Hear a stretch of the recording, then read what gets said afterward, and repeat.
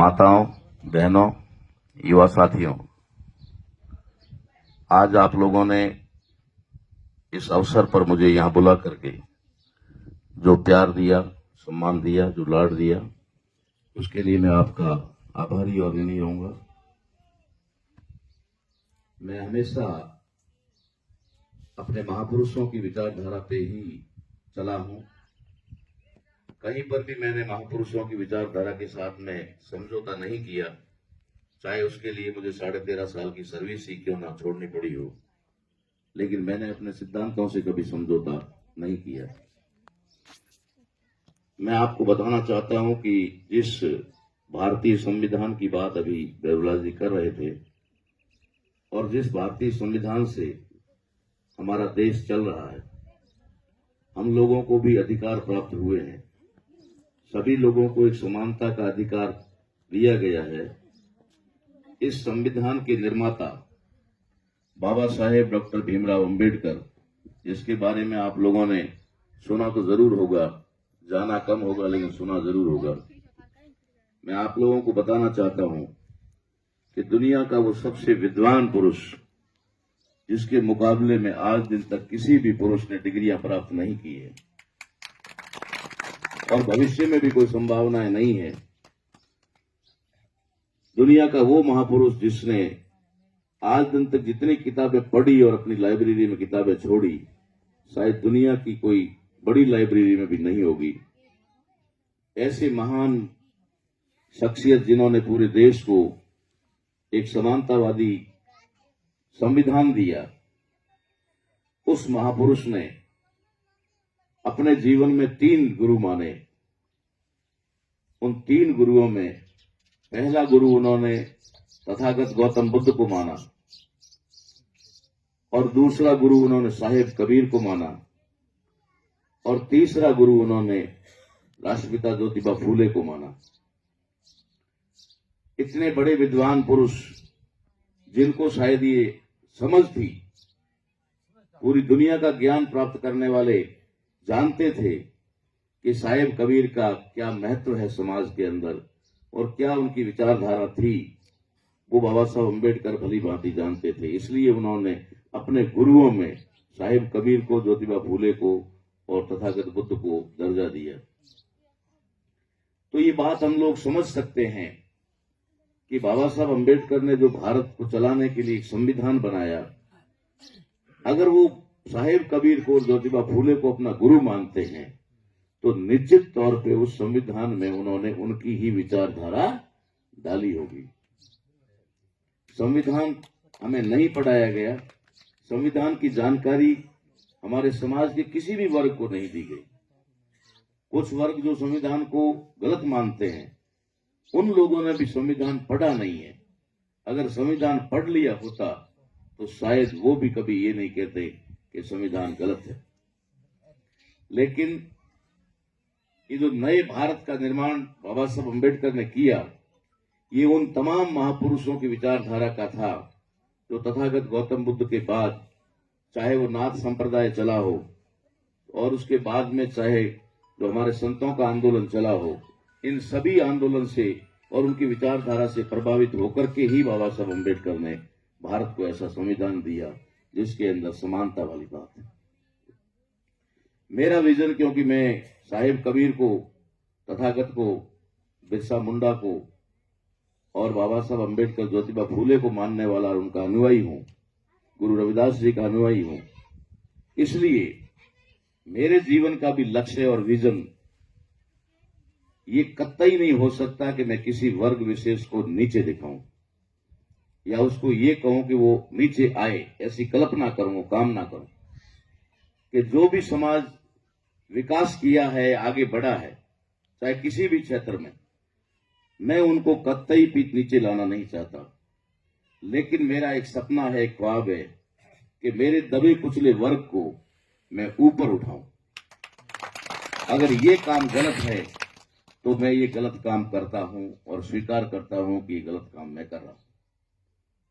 अगर अपने समाज के अंदर SC, ST, OBC, माइनॉरिटी और जनरल में भी, सामान्य वर्ग में भी दबे कुचले लोग हैं, गरीब लोग हैं, अशिक्षित लोग हैं, बेरोजगार हैं, उन सभी लोगों को मैं चाहता हूं कि वे भी समाज की मुख्य धारा में आए और वे भी एक सम्मानजनक जीवन जिए।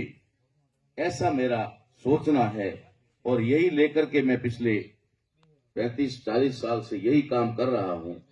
और ये काम करते करते जब भी मुझे जहां भी लगा मैंने किया, चाहे वो समाज में जागृति का काम हो, चाहे वो किसान आंदोलन हो, चाहे वो किसान संसद हो, चाहे पिछले साल जो हम लोगों ने 33 जिलों में किसान का मेरा संवैधानिक अधिकार यात्रा निकाली, उसमें हो, हम लोगों ने हमेशा सभी लोगों को आपस में जोड़ने का काम किया, सभी लोगों को एक जगह पर, एक जाजम पर लाने का काम किया।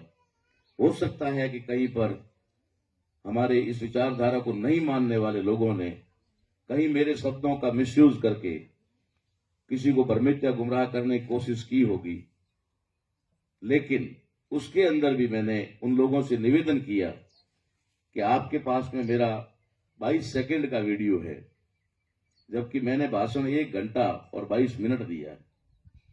1 घंटा और 22 मिनट का मेरा पूरा स्पीच सुन लो, उसके बाद में आप मुझसे बात करो, मैं जहां कहोगे वहां आपसे डिबेट करने को तैयार हूं।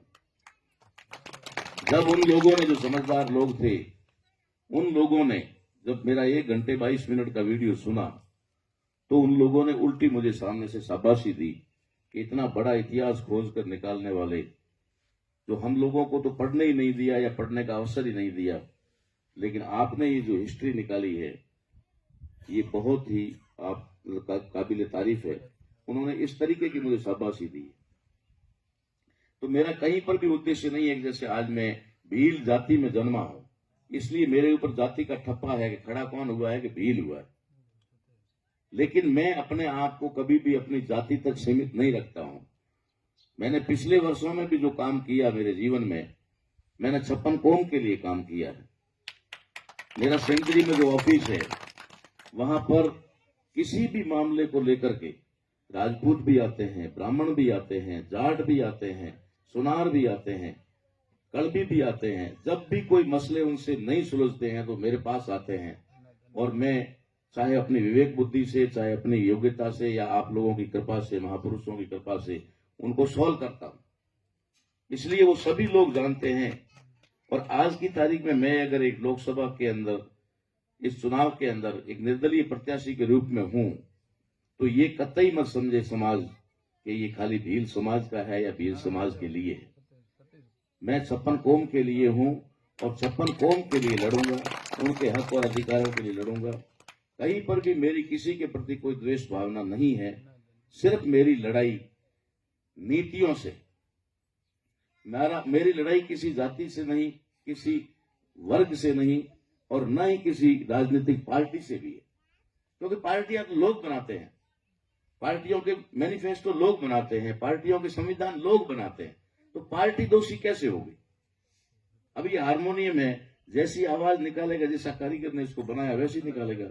इसके अंदर इसमें इसका क्या दोष है कि ये आवाज सही नहीं निकाल रहा? तो पार्टियां हो चाहे कोई भी हो, वो उनके अंदर जो नीतियां हैं उन नीतियों का मैं विरोध करता हूं। मैं पार्टियों का विरोध नहीं करता, न पार्टियों में रहने वाले लोगों का विरोध करता। इस पार्टियों के माध्यम से लोगों ने क्या किया है, अपने आप को स्थापित रखने के लिए और पूरे देश को अपने शिकंजे में, अपने जाल में फंसाए रखने के लिए उन्होंने हमारे समाज के अंदर कुछ जाति विशेष के कह सकते हैं या फिर व्यक्ति विशेष या परिवार विशेष के लोगों को मोटिवेट किया। इसलिए मैं कहता हूं हमेशा कि इन राजनीतिक पार्टियों ने पूरे देश के अंदर, पूरा जो देश का तंत्र है ना, मैं गारंटी से कहता हूं कि सिर्फ और सिर्फ 50 घराने चला रहे, सिर्फ 50 घराने जिनके हाथ में। अगर देश चलाना या पार्टी चलाना हमारे हाथ में होता तो शायद हम लोग वहां पर टिकट की लाइन में खड़े नहीं होते। अगर पार्टियां राजपूतों के नियंत्रण में होती तो राजपूत टिकट लाइन में नहीं खड़े होते और राजपूतों के टिकट नहीं कटते। अगर जाटों के बस में होता तो प्रियंका का टिकट नहीं कटता। न विश्नोई का है, न कुमारी का है, न कुमार का है, किसी का भी नहीं।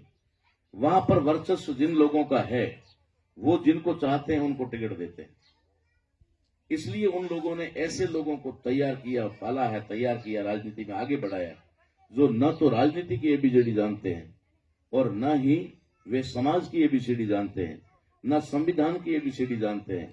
इसलिए वो 5 साल तक एमपी बनते हैं, लेकिन 5 मिनट भी संसद में बोलते नहीं, क्योंकि बोलने के लिए जानकारी चाहिए, बोलने के लिए कुछ ज्ञान चाहिए, वो होता नहीं है। यहाँ सिर्फ पैसे का इन्वेस्टमेंट होता है, जैसे बिजनेस में लोग पैसा लगाते हैं, वैसे ही ये लोग इन्वेस्टमेंट करते हैं।